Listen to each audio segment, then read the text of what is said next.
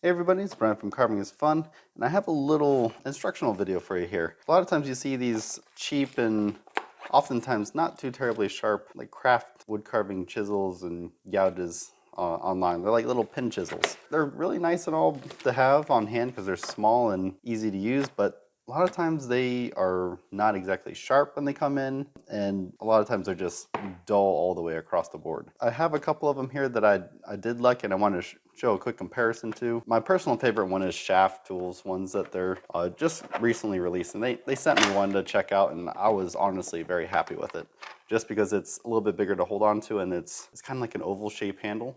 I don't know if the camera's going to pick it up, but it's easier to index in my hands compared to like some of the other cheaper ones. Like this one I got a long time ago from Red Ryder. It reminds me a lot of the ones that you get at like the craft store, but it's a very round handle, so it's kind of hard to have like indicators to. And the edges aren't exactly the greatest. They'll cut through some of the softer woods, but any of the harder woods you're gonna struggle with a little bit. The Hut Tools one is probably one of the other better, cheaper ones online, but again, it's like the handles are really small. For someone with like larger hands like me, my hands are gonna cramp up on this one, which is another reason why I do like the Shaft Tools one. And then there's other off-brand variants that come out that are out there. It's the same exact ones as the Hut Tools, but just different colors. They'll come in different kits. Some of them come with little sharpening stones. I think this is like a little itty bitty whetstone, has a groove in there for like sharpen the other sizes out there. Get this out of the way here. But the Shaft Tools ones also come with like a small leather strop, some sharpening compound, and actually a little bit more useful of a sharpening stone. I also believe this is a whetstone, but it has a curved side on this side, so you can actually get, like if you have one with a curved surface, you can get up in here and remove the burr. While it doesn't have like a curvature in here, you can still take it and rotate the tip around. But the Shaft Tools ones are probably going to be my go-to ones because they fit my hand better, and I think they're better made, to be honest. Let's go over like how to sharpen these ones going across. Now, if you just have the sharpening stone that shaft stems, I'm going to see if I can use this. I believe this is a whetstone. If it is, it's easier to do. Just put a little bit of water on there. You're going to be fine if not. Yeah, this is definitely a whetstone. You can see it's super porous. So a little bit of water on there, and that acts in as partial lubricant. It's like a sponge. There we go. So for surfaces, if you're doing surfaces that are flat or just using the stone, which feels like a 1000 grit stone, by the way, I think they chose properly for this. I'm gonna get the camera up here. I want to show you properly what I'm doing. You're gonna start on one end, and when you drag down, you're just gonna rotate it. And I'm only doing a short stent for right now, just for the camera purposes, but you're gonna rotate it across. But you can see like there's that flat surface right there. If you'll feel it lock into place, and then you can just rotate downwards. So all I'm doing here is I'm literally finding that spot, I'm taking it and I'm rotating it down. And that's just taking that edge and refining it a little bit more. And then if I feel like there's any burrs on the inside, I can literally take it and just go doot, slowly remove some of the inside burr, which I think I had some in there. Ooh, looks like I did. But that's a quick and easy way to do that. And then you just take your strop, if you have a flat strop, you just take it and rotate it down. You'll see that it's removing the metal because of the dark lines. That's desired and normal. I'm stropping that edge that I just did there. If I want to, I can nick off any burrs on the inside with the slip strop. And then I can take my piece of wood, and yeah, that cut way better than before. You just saw a quick touch up on there. I didn't even go in full detail on it. I just quickly and easily refined that edge. The Shaft Tools ones come pretty sharp already, but literally I spent just a couple minutes on these, touching it up. They're great. Carves right through basswood, no issues. They're comfortable for the Shaft Tools ones. Just a quick touch up and you're good to go. If you're on my channel at all, you've seen me use like my oil sharpening stone. While that's great, I do prefer like the whetstones that you see on like Amazon and whatnot that have like the different curves on them. I hope this doesn't blend too much in with my blue background, but here you go. Let's see if you can get it in there. But you can see that it has some curvatures to it to match up with the different shapes of the tools, which it comes in a nice little set. You have a 400 grit and a 1000 grit, which is this one. Since it's a whetstone, you want to let it soak in water for like 15 minutes. And as per the instructions, the 1000 grit is going to be your go-to one. Also keep a little bit of water on hand to keep adding to the top. You want to keep the top smooth since the water is technically the lubricant. You can use other stuff too, like I have my diamond stone as well. You can use those, but you do have to rotate the edges on the curved surfaces. It's not too terribly hard. And then there's some of the cheaper kits, like send you like 180 grit sandpaper, which is way too coarse. You want at least 1000 grit. 180 grit sandpaper is just basically you running it on cement. You're going to dull it out faster, you're going to sharpen it. All right, just a quick note thing too. If you didn't want to have to buy 2 sets of stones and you just want to keep using the chisel stone sharpening set from Sharp Pebble, you don't necessarily have to buy another sharpening stone like how I have the other larger flat one.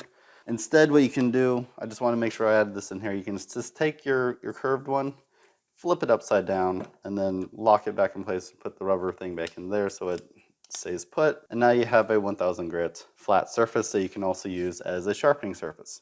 So if you don't want to buy multiple things and you also want to do like flat surfaces or like the other chisels that are just flat, you can literally just use the flat surface on the back of the curved ones and you'll be just fine. It does the same exact thing. No need to buy a whole nother kit. Saves you like 30 bucks. So do that as well. And back to the video. All right, but we're gonna go over doing a couple of these here. Now noted some of these tools come with like a flat surface on it, like a flat edge, it's not curved. These ones you can use your regular sharpening stones. Like I have the same thing with the Sharp Pebble with your regular whetstone. Use that instead. Have the curved one and the regular flat whetstone, you'll be good all day long. So in this case, I'm gonna show you how to sharpen the ones that are more curved and also the V-tool ones, since those are a little bit more tool specific and take some technique to be able to actually sharpen properly. The flat edge ones, I'm pretty sure you guys can get. It's just like a chisel or a knife, but we're gonna focus on these 2 real quick since they're some of the harder ones to do. But the practices still translate to the other guys. So I have my 1000 grit Sharp Pebble whetstone. We're going to start with just the regular curvature one right here. Now, these guys have different curvatures. One that's like a little more flat, and then they get smaller and more curved. Just find the one that matches to the point where it's not, you don't have a gap. Like, I could probably use this one, but there's a slight gap in there, and I don't know if I like that.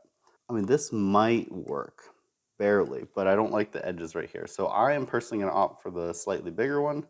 Noted there is more gap on the side, but I can just rotate it along. You're going to notice that with different size tools, just like if you use like palm tools or like the ones I have from FlexCut and Beavercraft, or even if you have like regular chisels and gouges from even like the ones that Shaft Tools has already. Different curvatures are going to be easier to do. So we're going to take this. The stone's already been sitting in water for 10 to 15 minutes as per the instructions. So for this, since it's already honed, I'm not going to go back and forth.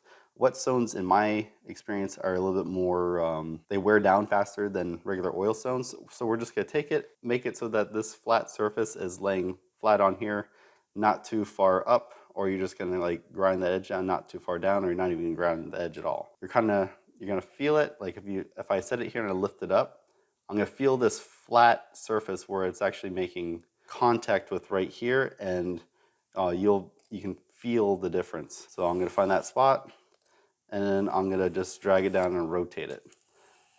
Noted, you're seeing the black line. That is literally the metal coming off the edge. That is the desired effect, and it's good for that.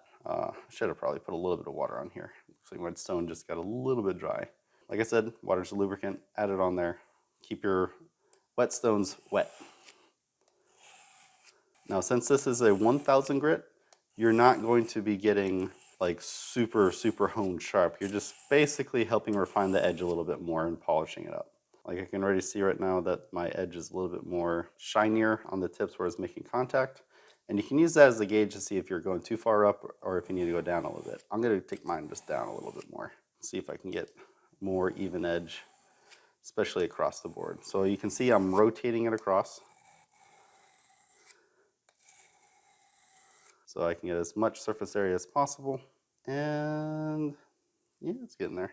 I could probably do it on this one. Let's see what happens here. Yeah, you see if I'm dragging it across the edge here, I'm literally scraping the edges on the side more. That's when you know that this is too tight if you're not making a deep trench like right here. Not a deep trench, but a contact in the middle area. Yep, it's starting to get, the old machine lines are basically gone now. I think that's about ready to go. I'm gonna get the edges a little bit more here. Cool. So that's the basic ones for the curved ones. When we're doing like a V-tool like this one, the curved edges aren't gonna be good, but a lot of the stones also come with like the more sharper edge and the flat edge. There's two ways you can do this. You can find the ones that have the groove and just go down into there, but sometimes I find that makes it that this point hardly gets anything. So what you can also do is treat each surface like its own individual edge like you would do a knife. So you would do one side on a flat stone and then you just rotate it to do the other side. And then in order to get rid of like if there's any burrs in here, you can use the edge of the stone. I usually don't, but for this one it has a little corner part here. So I'm just literally going to find that flat spot where it locks into place, where it's on that edge, and I'm just going to drag it back. Now for this one, since one side is slightly curved and the other side is flat, you might notice some irregularities when you're trying to sharpen it. And what I like to do is pull it a couple times, rotate it around so that I have more of an even distribution of the actual surface. So it's a little bit easier there. Yeah, it's looking a little better. The machine edges are almost gone. A couple more slides on here.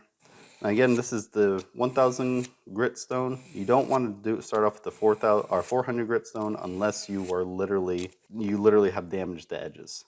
So I'm just going to take a quick little, very light scrape just to get rid of any burrs on the inside there, which I don't think any formed, but I can see that I removed some of the machine's scratches and it's a little bit more honed up. So basic care of your stone. I just going to clean this off a little bit here. It says at the end you can clean it off with a brush. I'm going to be a little bit lazy and just use the rag and my finger at the moment.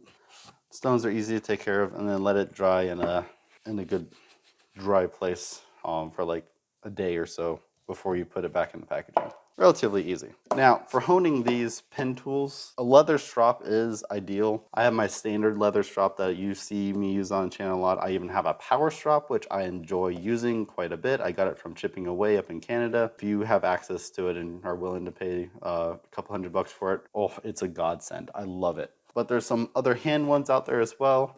I have a video where we have like the Beavercraft spoon one. You can use that if you have it, especially on the curved ones. It's a good strop to hone up on. I found this one online, which has multiple different curvatures to it, and also has a flat surface on the back if I wanted to use that, but I have no need since I have my other strops. Also, there's the FlexCut slip strop, which is a bit smaller than this other one I have. I think this one I got like from, I don't remember where I got it. I think it was from a guy on Etsy. I just saw it on there. But FlexCut has its own version on here where it has some of the where it'll match curvatures. I think it matches the curvature a little bit better. I think it shows up on there. Then some other ones. And not only that, it has a couple of spots on here for you to strop on. These are bare wood. You can put stropping compound on there and it'll be just fine. I've had no issues with it. You see I've been using this one quite a bit. Either way, it's fine, but I like the ones with a little bit of a longer length to it because I can get more of a strop to it. Otherwise, it's just a quick little pull on here. But this one, I can just easily get it going, put stropping compound on there, and you're good to go. This one also has a little V gouge part there. So just literally pull it across and you're going to strop it very, very quickly. Again, it's super easy to do on a power strop, no issues there. And if you're worried about getting on the inside, I just like to hit it on the edge of the strop, get rid of any minor burrs. The FlexCut one does come with different shapes to help get rid of the burrs on the inside. Give it a quick little pull. You're going to probably have to rotate the, where's the camera at? You're going to probably have to rotate the edge a little bit just so you get a flat surface and a flat surface. Try not to get too much into that V right there, or you're going to create like a little gouge or a little gouge, a little dip inside. So you're going to have two flat surfaces going in, and then it might start dipping in the middle. So it's no longer a flat surface all the way across. So try not to push down like right on that tip, but focus more on the inside surfaces, like it would be like each side is a knife.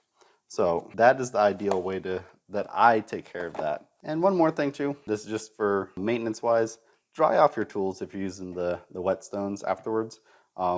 These are usually higher carbon, as thus they will rust faster. So just take a rag, wipe off all the water, and then if you have some like tool oil or 3-in-1 oil or whatever, just put a light coating on there and it'll help protect it from rust. If you have any questions, please ask. I'll have links for all the cool supplies and whatnot that I used in the video and down in the descriptions. But yeah, this, like I said, also translates over to regular carving tools. We're just focusing on the smaller ones for right now since it's more easily accessible for a lot of people.